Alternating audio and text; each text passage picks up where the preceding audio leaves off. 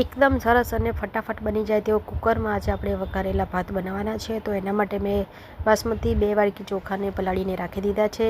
પછી આપણે વેજીટેબલ બધા સમારીને રાખી દીધા છે, તમે જોઈ શકો છો. હવે આપણે એક કુકર લઈ લીધું છે, એમાં 2 પરી તેલ અંદર એડ કર્યું છે. પછી રાઈ, જીરું અને હિંગ એડ કરી દીધી છે.